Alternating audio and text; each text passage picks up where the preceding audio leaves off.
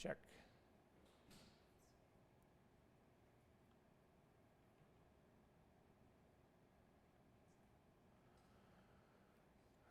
Okay, we're going to get to why that is in just 1 second. So for those of you who have been able to create a separate user, that part's terrific.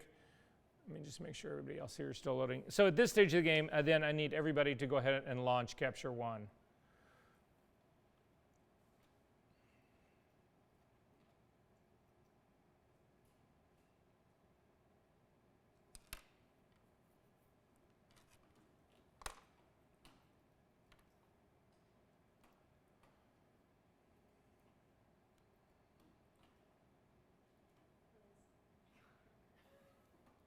Say what? I said I got the same computer we were working on.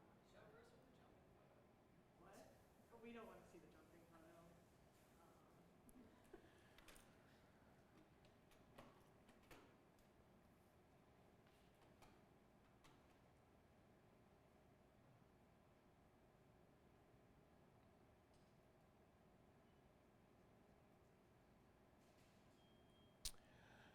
Okay, so has everybody got Capture One up? We good on that part? Okay, so we are going to look at a couple things here, but I need everybody to have the very same screen that I've got. So to get there, to make sure everybody's there, and again, for the whole next 3 weeks, I want everybody on computers at the same time as me, because again, I'm a huge believer in muscle memory. So if you go through these steps with me, they will actually help. So you can see that screen a little bit better.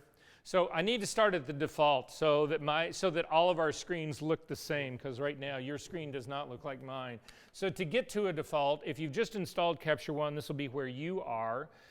Anyway, if you're not, if you've been using Capture One for a while like I have been, and you want to get back to that, come up to the window menu, come down to Workspace, and come down to, let's call this Default Workspace right here. So again, Window, Workspace, Default Workspace, and let go. And your window will reset. You'll have a whole series, and you'll see, in my case, I've got a whole nother series of icons that sit up here at the top. Sorry, guys, I got to turn that light back on because I can't read my own notes.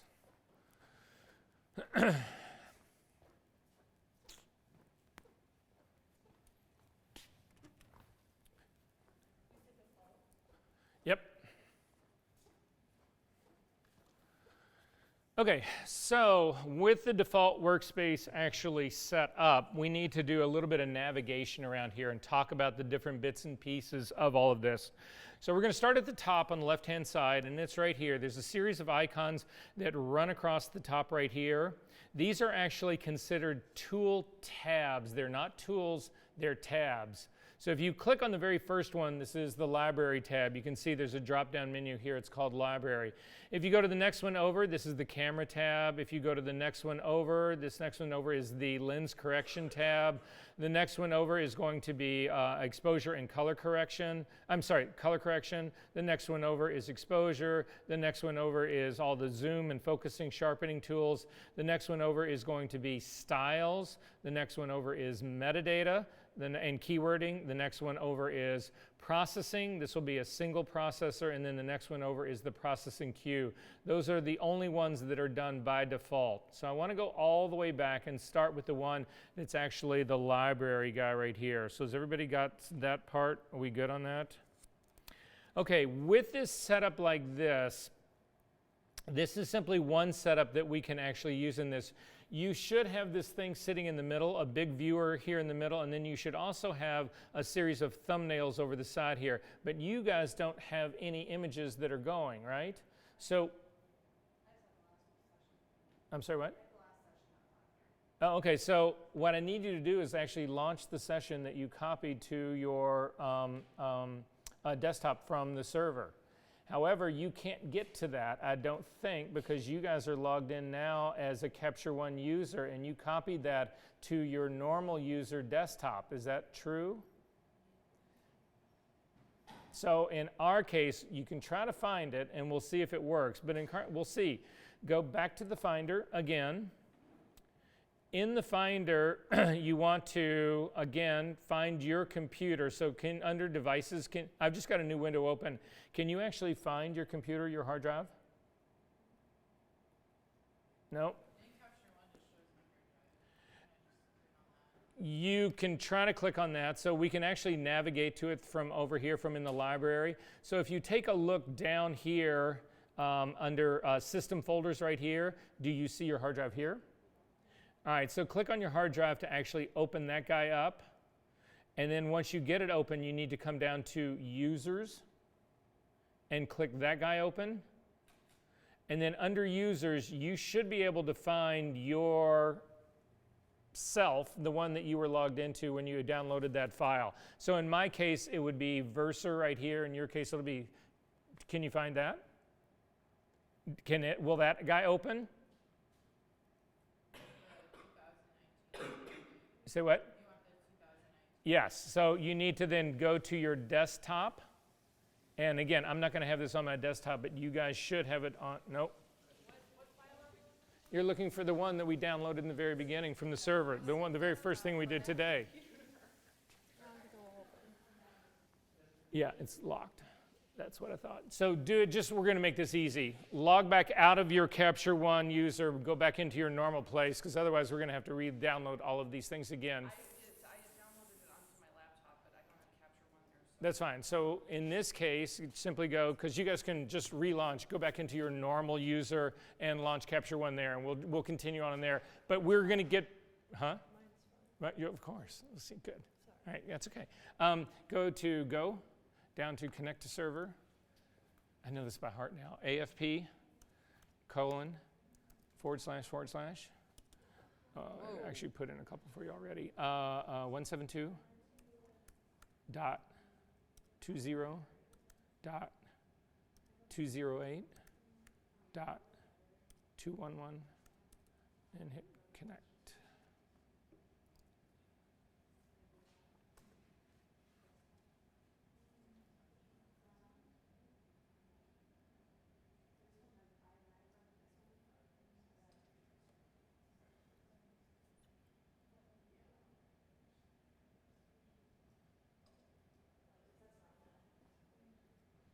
Eventually. I know, right? Click on your little drop-down wireless guy. Let's see what wireless you're on.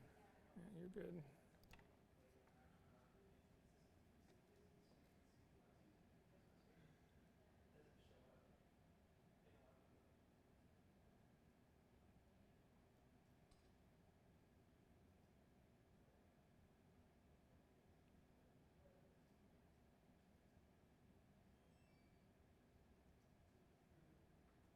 Took like 2 seconds on my laptop. All right. It was instantaneous. Go ahead and hit cancel.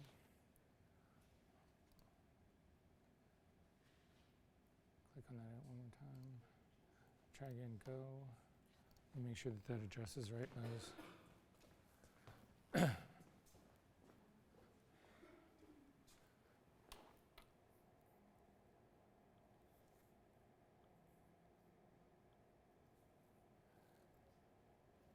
Yeah, so Liz, AFP, all lowercase, ://, only 2 of them. 172.20.208.2, oh, I had 211. It's 221. Did that work? Yeah. Okay.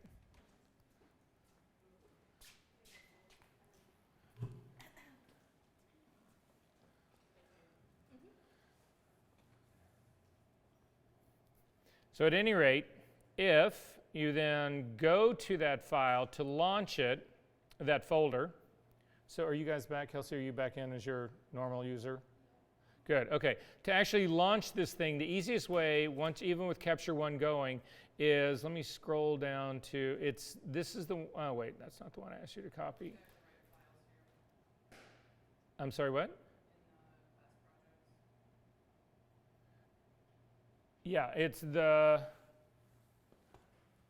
This is not what showed up on my laptop. it's this one right up here, the 201910. Yeah, drag that to your desktop. That's fine. And then also do the compact card imitation guy. Thank you. Yeah, it's not this one. No.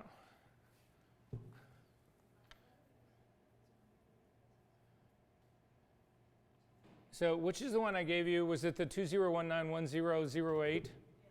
Okay. So to launch this, if you just open up that folder to launch this, are you good, Liz? Is that you copied over? To launch this, if you open up this folder, inside this folder you should see there's a capture folder, an output folder, a selects folder, and a trash folder, and then this little file at the top. Does everybody have that part? Yes.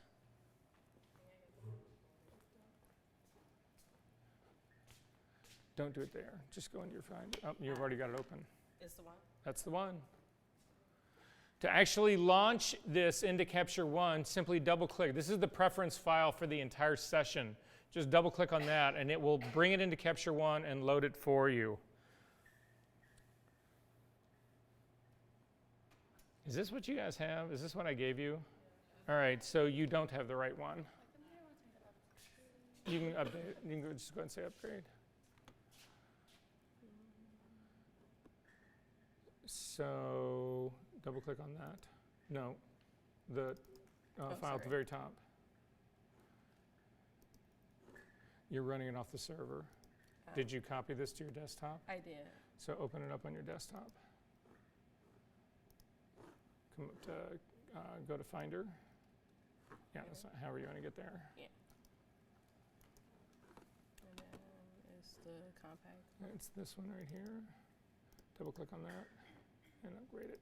Okay. All right. Got it Boom. now. Thank you. And if you want to get rid of that red, click on that little Yeah. triangle guy. Don't run it off the server. You got to do it locally. Well, it's still not letting me. I don't know why. Are you not connected wirelessly? That's why. Well, Oh, you're on your phone? yeah. Yeah. Oh, you can't do it via your phone. You've got to be on the local network to access the server, I'm pretty sure. Now it's working. Yeah, because you need to be on the school's network, and you can't do that through your phone. Okay, does everybody have this guy up? Okay, so we need to talk about a couple of things that are actually going on here. So this thing right here in the middle is called the viewer. This thing on the side over here is actually called the browser. If you hover your cursor actually in between the two, you can actually click on this and change its size. So you can see I can actually drag this to make my viewer much smaller and to make my browser much larger so that I can actually see the more of the thumbnails. I can sort of go back and forth. I can actually go in the opposite direction that'll actually get my viewer to be as large as possible. So just realize that this whole thing is adjustable here. Does that sort of make sense to everyone? If you want to see just your contact sheet as well, you can do that. If you come up to the View menu and come down to, again, I just want you guys doing this with me just to know, to get this to be happening for you. Come up and click on Hide Viewer. This thing goes away and it gives you a full contact sheet. In this full contact sheet, if you come up to the top on the right-hand side, you'll see that there is a slide scale. There's a little person on the left-hand side and a big person on the right-hand side. This actually allows you to control the size of your thumbnails, so you can actually change this part to make it actually larger or smaller. If you go back to your View window and come back down to Show Viewer, it'll actually come back on. You can also hide the browser part. To do that, come up again to the View menu, come down to Hide Browser. This goes away. Now there's a lot of people, especially if you're doing multiple monitors working with art directors, that they'll set up a screen to look like this. Because it doesn't, then all an art director is doing is they're just looking at whatever image is actually being dealt with. So in a tethered situation, when you're capturing, they're not screwing with the thumbnails, they can't play with the thumbnails, they can't tag them, flag them, rate them, they can't do any of that kind of stuff. They're strictly watching the image, they're just seeing the image. So this is how we set up screens a lot of time for clients to actually be watching. There's a way to also get rid of the rest of this too so that you just see the screen, but we'll talk about that in just a second. So I'm going to bring the browser back by coming down and saying Show Browser. If you are a person who actually shoots landscapes, this is not an ideal situation for you because your landscapes will be too small in the viewer. So you can change where the browser actually lays. To do that, back up to the view menu again. Again, guys, just please do this with me to start getting this to being happening. My menu looks completely different. Mine was too. I don't have half of those options. It's got to be version 12 then is what's going on. Let me see. Wow, the whole thing has changed. Let's quit capture 12. Just Yeah, go ahead and quit it. And go to, everybody who's on 12, just quit it really quick. I think they've still got 11 on here. Don't launch 11. Come up and just do Command N to get a new window up. And in Applications, go down to Capture 1. And they swore to me that they were going to put 11 on here, and so they've only got 12 on here. Fuck me. You've got, of course. Wait, you guys all have 11? I have 11 and 12. You should. Everybody should have 11 and 12. Why don't you? I don't know. That's so wrong, right? Yeah.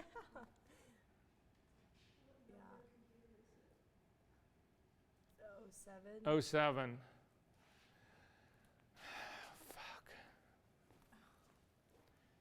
Hey, Renell, can you do me a favor? Can you just make a note to Tom that computer 07 does not have Capture One 11 on it? It's got 12, but not 11. Say what? So, and you guys who are you doing trial? Are you on 12? I have 12. I have 11, but I don't know if the trial will work for it. Yes, it will. Oh, okay. Yeah. So just quit 12 and launch 11. You should be good. Because again, it's connected. Anything previous to that, you should be okay. It says your trial has expired because I downloaded it when I did a different trial. Oh, okay. Got it. So we're back in 12. Okay, kids. Well, we'll visit other things right now that will be common to both. And so if you're in 12, go back to 12. I will upgrade this computer to 12, and then we'll at least be on the same page. But hopefully most of the things that I'm going to show you today will happen. We will deal with the other view issue a little bit later, although try this for me, do. When you come up to your view menu, again, on your different part, click on this. Do you have anywhere in here where it actually says place browser below? Is that a drop-down menu for any of you guys on any of this?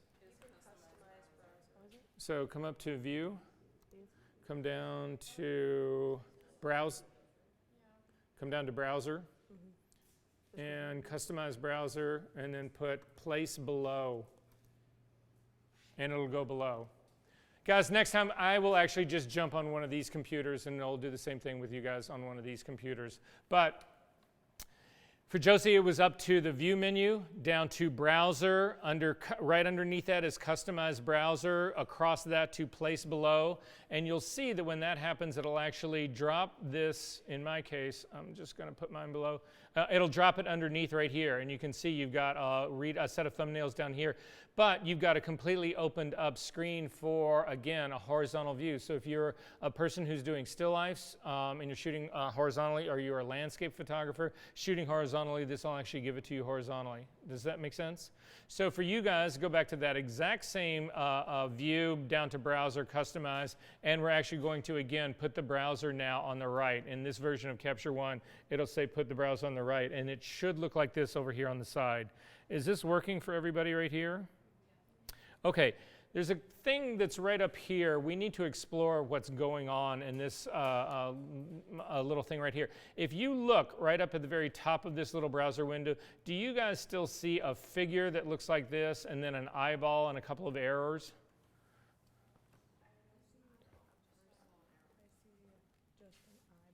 Okay, well the eyeball is, don't worry about the person, but you have the eyeball and the errors. That's all the ones that I want you to ultimately have up here. I want you to click on the eyeball first, and you'll actually get a drop-down menu, and there should be 3 little icons in there. So do me a favor, instead of me always asking you, just let me know if yours is complete. If they've redesigned a huge amount of the interface for 12. That's fine. But do you get 3 little icons when you click on that eyeball to drop down? So by default, the one on the far left-hand side is selected. If you click on that, what that gives you is this multiple thumbnail issue. That's the thing that we're looking at right here. If you click on the next one over, it is a thumbnail, but it's also then got a whole set of text that shoots out from the side. And the text that's actually shooting out from the side is a bunch of information about your file. Unfortunately, in this view right now, we can't really see a whole lot of what that really means or what's going on. So again, if you go to your view menu, do you have in your view menu an easy way to, it could be under another thing where it says hide viewer? Does it just say hide viewer, or is there a view menu that then says hide viewer?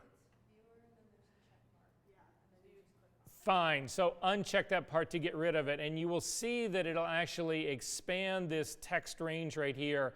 And what you will see in this expansion is information about your files. So you have got, for instance, you should see a series of star ratings that are on here. There's ISO information here. There's aperture information. Do you guys see all of that information?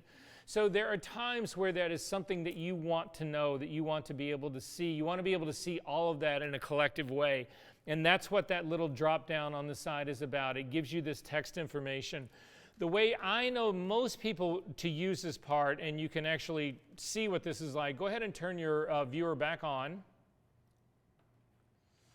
And the way most people will use this if they want to work and still have their viewer up big is this is when they will actually drop these thumbnails to the side, because you can actually see. So I'm going to actually put place my browser below.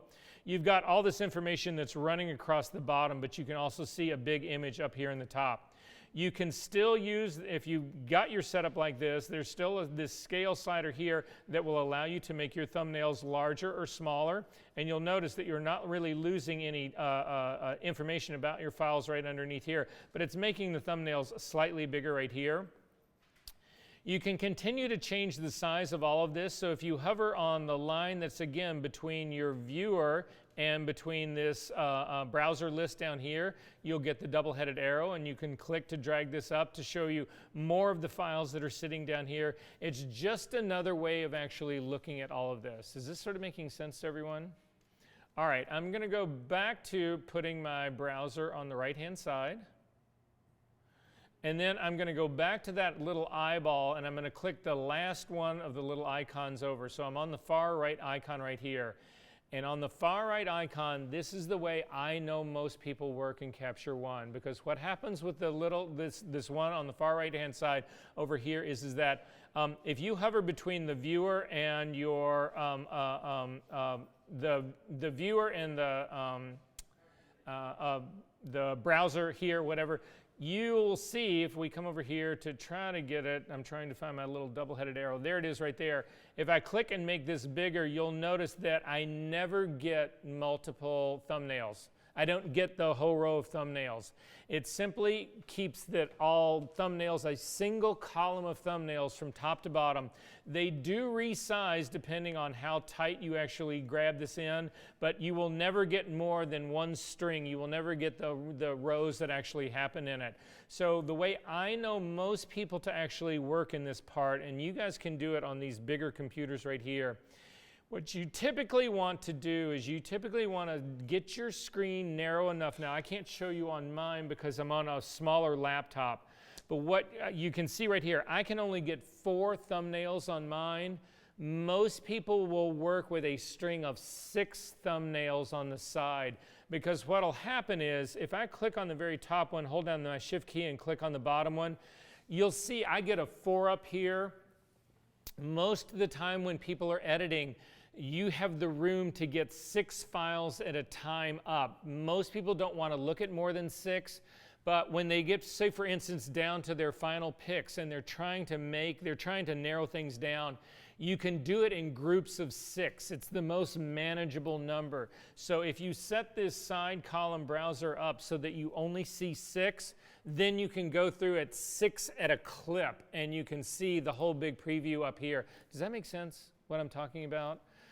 If you've got somebody who wants to see more, you want to set this so that it actually makes it manageable. So you'll see right here, I've got a 4 up that's going on right here. If I want to go to my next group, there's a scroll bar over here on the side. I simply come over here and click on that scroll bar. This drops me down to the next set of 4. And then I can look at my next set of 4. I would click again on this guy, hold down my shift key and click on that. So it's a way to progress through this that is manageable, because otherwise you're just guessing. If you have a whole bunch of thumbnails on there, so again, you can go back to the eyeball, back to our original view, and actually click and make this whole thing, the browser wider. How do you do that same kind of thing when you got this going on? You can't. So it is the most manageable way to actually get through this part. And again, it's just something that I'm throwing out. All of this is like coming from experience on my part. So I just wanted to make sure that everybody got that part. So typically, this is how I do it. I'm going to set that little eyeball down, and I go all the way over to the one that's all the way over. If you have multiple images selected, I'm going to scroll up here to the top, and I'm going to select not the top one, but the one that's right underneath it. Again, to select multiple images, I'm going to scroll down a little bit. I'm going to hold down the shift key and select a second image. Do you guys have 2 images showing? If you don't, it's this eyeball on the other side over here. If you click on this eyeball on the other side, you will have a drop-down menu right here. You need to have the icon that's got the multiples selected. If you click on the other one, it actually should only show you a single one. So let me see if that happens again. It's actually still giving me multiples here. No, that's actually not. That's what I mean. You've got to turn it off. This is a completely different thing. There used to be a third icon in here that's not in here anymore. So if you uncheck both of these, you end up with just a single image. So again, I'm going to click on the first image, hold down the shift key, and click on the second one. The second one has been selected. You can see that there's a faint white line around it, but I only see one of them because I do not have that multiple image thing selected, this little guy right here. The last thing that I'll tell you about in this, if you want to get rid of your multiple selections, there's no way to get rid of by clicking on anything here in the viewer itself. You've got to come over to the browser window, and you don't want to just click on one of them. So you'll see I'm going to click on the top one. Nothing changes for me. If I click on the bottom one, it's the active one, but I've still got both of these selected. To get rid of any selection at all, hover your cursor right next to the thumbnail and click once, and it deselects everybody, and then you can click on just a single one again and move from there. Make sense? Alrighty then. Next thing, while we're in this still space over here, I'm going to narrow mine down just a little bit again. So again, my first setup here is to come to this drop-down menu, pick the icon that's all the way on the far side. It only gives me the single row of thumbnails here, which is the way I prefer to work. The next thing over, the double-headed arrow, this guy over, if you click on this guy, you should get a drop-down menu, and this drop-down menu allows you to sort your files. So is this what your drop-down menu looks like? Yep. Okay. Again, I'm just trying to make sure that we're all that whatever they've changed for 12 is still being revealed right here. By default, name is what's actually picked, and this is a great thing as long as you have been religious about doing your naming. And you've named your stuff correctly. However, there's people who do not do that shit at all. There's people who use a whole cornucopia of names. There's people who import files that still have the name of their camera tagged onto it, which can be a nightmare because when you do a sort by name, if all of a sudden you have been correct in your naming and you did your 2019010 blah, blah, blah, but then somebody actually does an import into one of your sessions and they use the camera information, which is DCS, it will not necessarily line up in chronological order for you. If that happens to you, you can change this and click on that drop-down menu, and in that case, you would go by date. If you click on date, in my case, nothing's going to change because it's the capture date, and it's sorting now by capture date. And you can see this, and this is a great way to know if for some reason things do get fucked up and you want to rename your entire session based on the files when they were shot.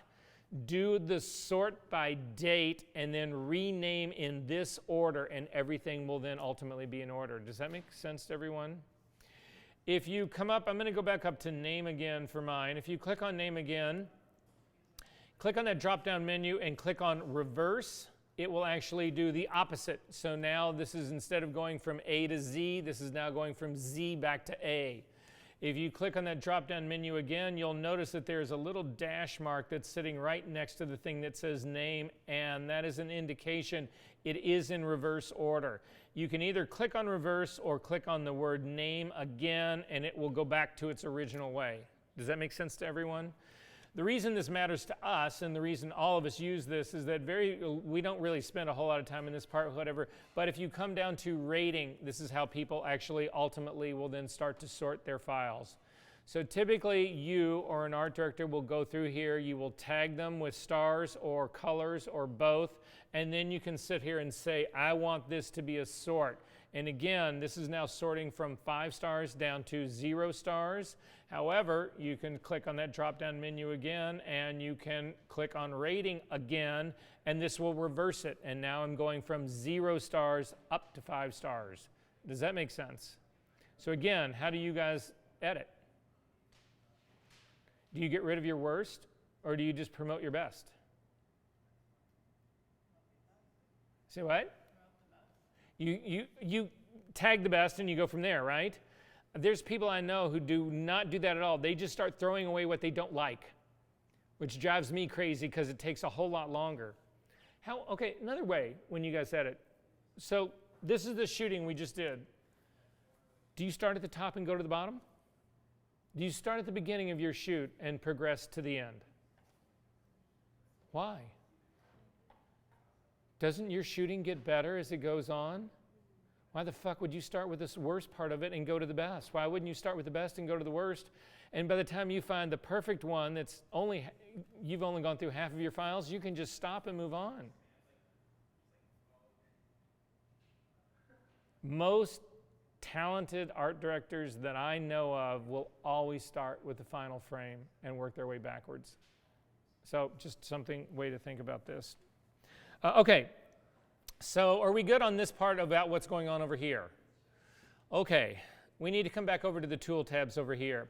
If you click on the tool tab, and again, this is different than tool. There's 2 things that you need to know about this, 2 different phrases that they use in this. One is the tool tab, and the other is the tool itself. So for instance, I'm going to say let's go over one and just click on the camera. This is the camera tab. You will notice inside of here, though, I have an exposure evaluation. That is considered a tool. This is a tool tab. This is the tool that's sitting inside of it. Does that make sense, the difference? It's an organizational structure part, but that's what's basically happening in here. There are certain ones in here that we do not need to work with right now when we are talking about just doing capture. So you can modify this entire top up here. You don't need to keep these guys. So for instance, if you come over here, I'm going to come over to this thing that says the metadata one. For the metadata guy right here, I'm going to click on the metadata, and then I'm going to hold down, for me, I'm going to hold down the control key. Now, it's whatever you use for a right-click mouse. So if you're working on a key, if you're finger savvy using a trackpad, I think a right mouse is a double finger swipe. Is that what it is? That'll work. For me, if you've got a mouse that actually has a right mouse click to it, you're just looking to get this drop-down menu. It's a contextual drop-down menu. For me, I'm old school on this, so Control on a Macintosh, if you hold down Control and then simply click down, you will get this drop-down menu. And you can see here where you have options here. You can add tools, you can remove tools, you can add a tool tab, or you can remove a tool tab. In this case, I am going to remove the metadata tool tab. That's the one that's actually selected right now, but it's just the one that's at the bottom. But you can also do it here from Remove Tool tab. You can come here and say Remove Metadata, and it's going to say, are you sure you want to do that? And I'm going to say yes, and it's now gone. We're now simplifying what's happening here in this workspace. Now again, if I didn't want to work with color, for instance here, I just want to simplify this to be the space that I want it to be for my tethered capture. You could, for instance, get rid of it. So I'm going to, again, hover over this. You can hover anywhere over this. It doesn't matter. Holding down the control key to get my drop-down menu, I'm going to click and I'm going to come down and I am going to remove the color tab right here. And it's going to say, okay. And I'm going to say, yep, okay, I want to remove that guy. So is this making sense? So you can customize this guy. If you click on one of these, so let's say the lens one, well, we'll keep the lens one next. Let's just say I'm going to keep exposure here, but I wanted to change the order of these guys. If you click, and I think it is the Option key or the Command key. It's the Command key. If you hold down on a Macintosh, the Command key, you can actually move these things around. You can change the order of these. So you can, what I'm trying to illustrate to you is this is completely customizable. So let's say that the lens tab isn't as important to you as exposure would be. I can actually drag the exposure so that now I've got library camera exposure. All of these things are customizable. Does that make sense to everyone? Okay, as long as we're on this, I want to come over and click on the camera drop-down tab, and we can actually take a look at some of the things that are going on in here. So in my case, if we take a look up at the top, exposure evaluation, I never use exposure evaluation. It is a guess about what's going on, so you can actually see my exposure evaluation. If you go down to the very bottom frame of this, so come all the way down to one of these, again, I'm on the thumbnail part, just come down to one of these browser window guys down here and take a look at this guy right here. I've just clicked on one of this. You get the exposure evaluation readout, and it's telling me that this image is a stop overexposed, and I'm saying they're a fucking liar. It is spot on. I know it's spot on because I used a color card to actually establish my exposure in this.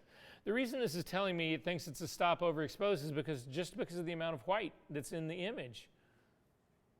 If I had a picture of a perfect white background, but that was perfectly exposed, it would really indicate that it would probably indicate 2 to 3 stops overexposed for me. So exposure evaluation is meaningless to me. I don't ever use this tool. Why do you have it sitting in here taking up your space? So you can get rid of it. To get rid of it, come over to, again, the exposure evaluation tab itself. See these little 3 arrows that are, little 3 dots that are sitting on the side? You can actually click on this to remove the tool, and you just got rid of it. It's now gone.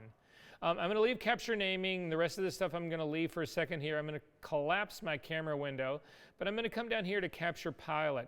We will get into Capture Pilot later on here. Capture Pilot is a program that will basically take your computer and act as a broadcasting server, and anybody who has actually downloaded the free Capture One Pilot app to a phone, a tablet, or another computer can actually watch your screen remotely.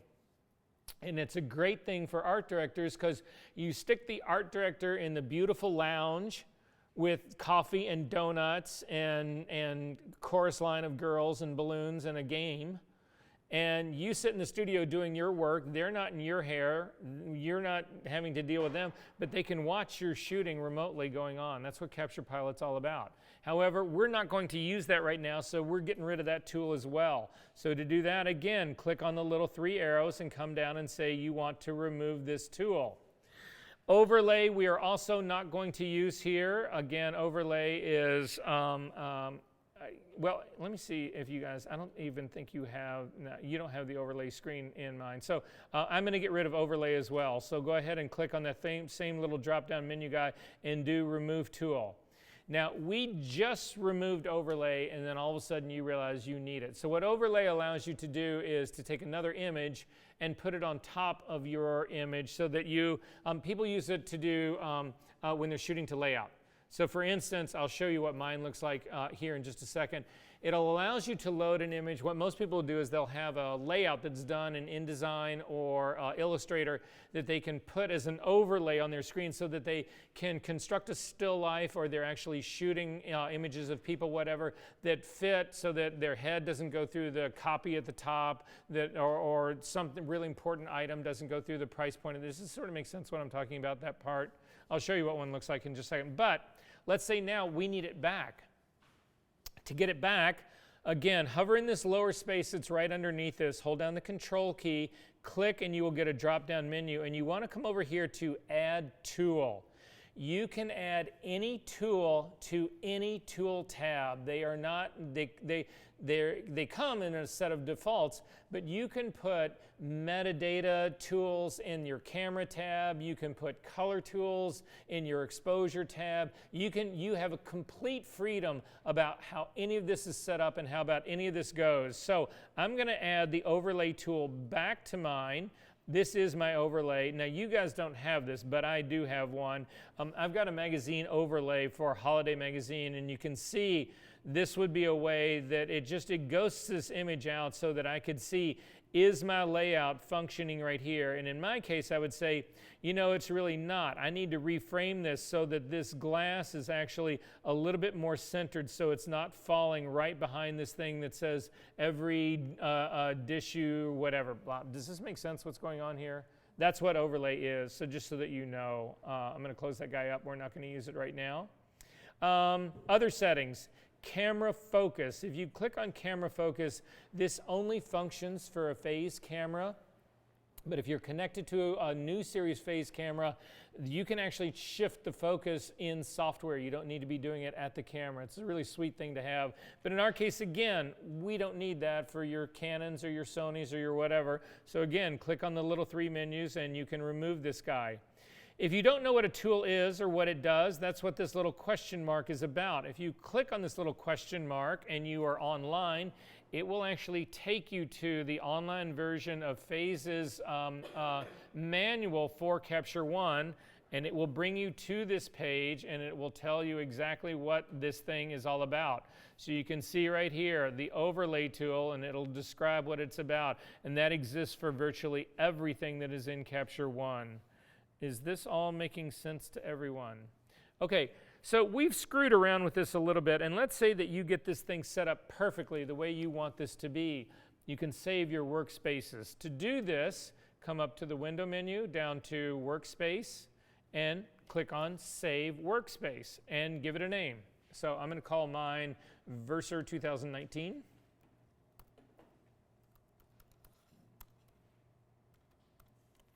And say Save.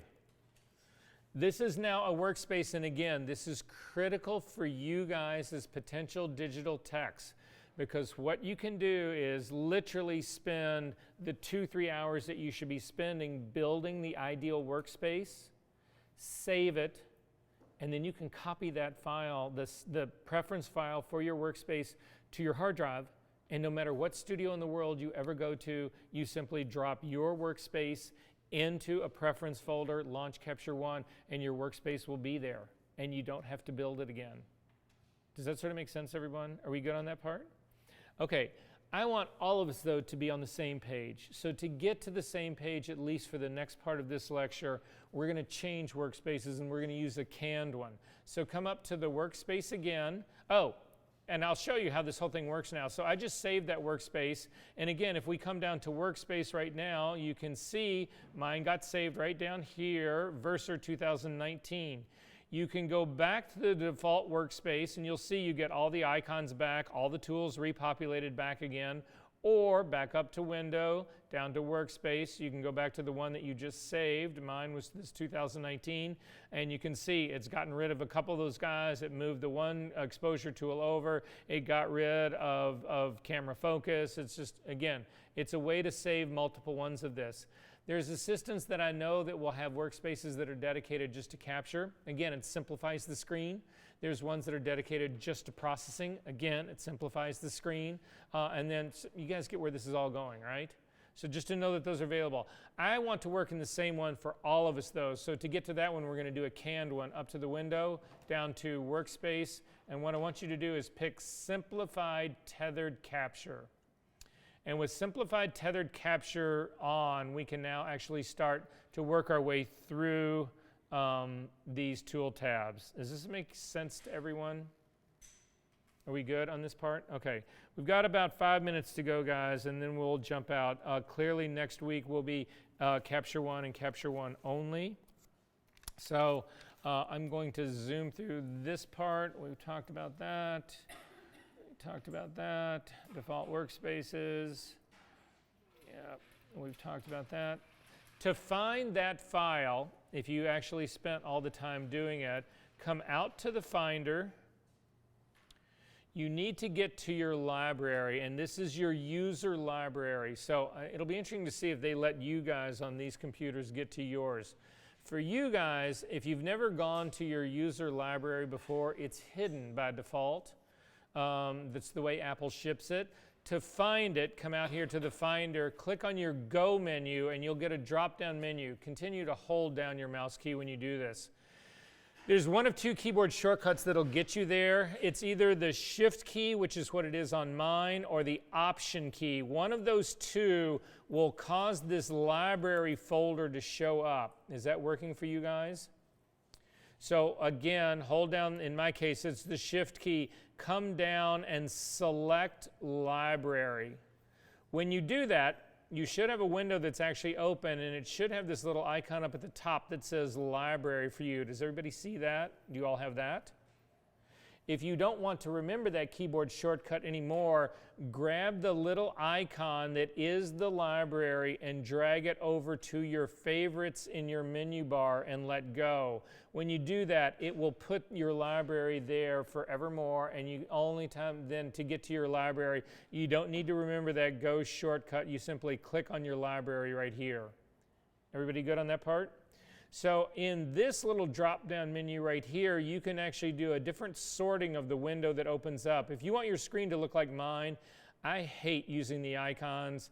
I hate using the list. I use this column tree part right here. It is the easiest for me to navigate, but use whatever you're comfortable with and you want to use. However, in this little drop-down menu right here, this is how things are being sorted. And typically, I usually keep this at name, which simply puts everything in this window in alphabetical order. But if I've done something really recent, so if I've done a screenshot really recent and I want to get to it really fast, I'll simply set this to date added. And in date added, it will actually take me to, this is the most recent thing that got changed in this library part right here. And so I can get to it really fast. So, but in our case, I'm going to leave it under name. So you need to go to the name menu, and then you need to come down to application support. And in application support, we need to go to either, it depends. In this case, I think it's listed as Capture One.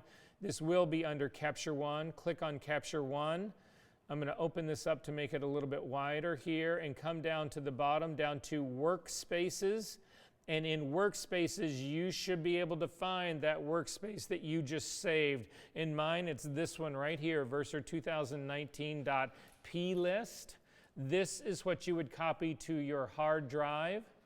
And then any computer that you go to that you want to have your personalized workspace in, simply take this file and drop it into this folder and restart Capture One. If you're already, Capture One is running, it won't be available to you until you restart, but then it'll be available to you. So once you get comfortable with a workspace that you truly love and a layout that you truly love, you need to save this guy and again copy it to your hard drive, and then it's just as simple as it can be. It'll all be tricked out the way you want it to be tricked out.